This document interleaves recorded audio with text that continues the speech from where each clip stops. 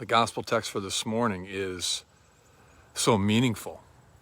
And maybe especially in the times in which we live, where it seems like there's all kinds of storms going on, so to speak, storms of life.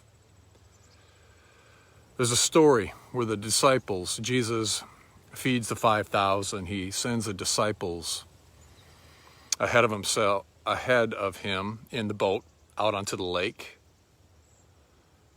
And it's late at night, and they encounter a storm. The boat is way out there. It's about 7 miles out, and it's in the fourth watch of the night, between 3 a.m. and 6 a.m., and it's dark.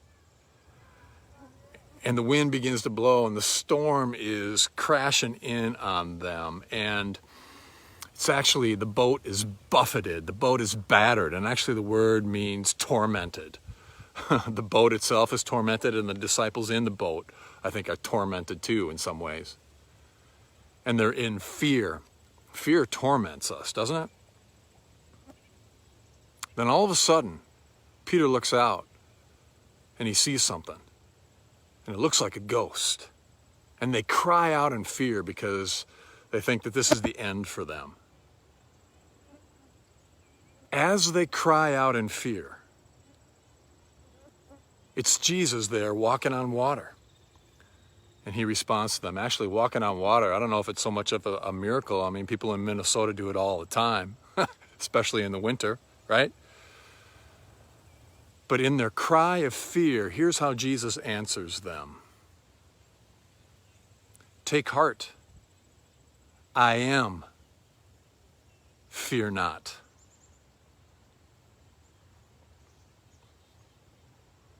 And then Peter gets to practice that. He says, God, Jesus, if it's you, let me come out and walk on the water and come to you. And Jesus says, come. So Peter gets out of the boat, begins walking to Jesus. And then, of course, we know the story. He begins sinking because he begins to see the waves. He sees the storm. He sees what's going on all around him. And fear takes hold. And he sinks and he cries out the best prayer we can ever pray. Help! And Jesus takes his hand. They go back to the boat. The storm calms down. And then he says, oh, you have little faith. Why did you doubt? And I think I'd answer that question. Why did I doubt? Well, look at everything that's going on in the world. Look at my life. Look at all the fear. I'm scared. That's why I doubted. And what a beautiful lesson this is, because the answer to our fear is presence. God's presence. Jesus says, actually, take heart means take courage, cheer up. Why? Because I am. I'm with you.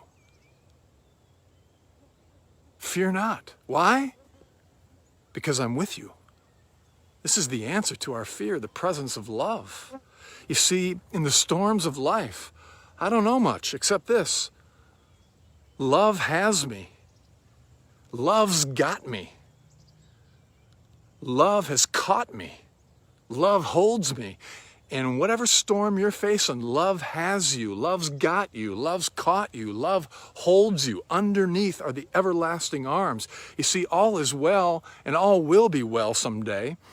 And when we get there that day, back home to love, and we look back on our lives, if that's whatever we would do, we'll see that all was well then too. But we just didn't realize it.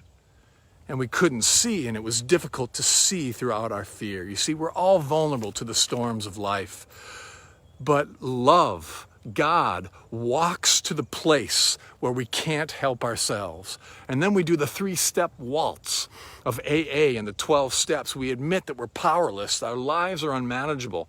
We believe that there's a power greater than ourselves that can restore us to sanity in the midst of the storm. And we decide, we choose again and again and again to turn our lives and our will over to the care of God, because we know that God cares for us. So the answer in the storms of life is the presence of love, and to have faith.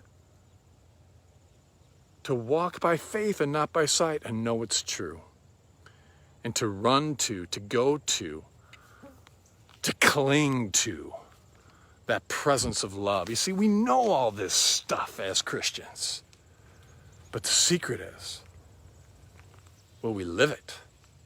Will we apply it in order to experience it?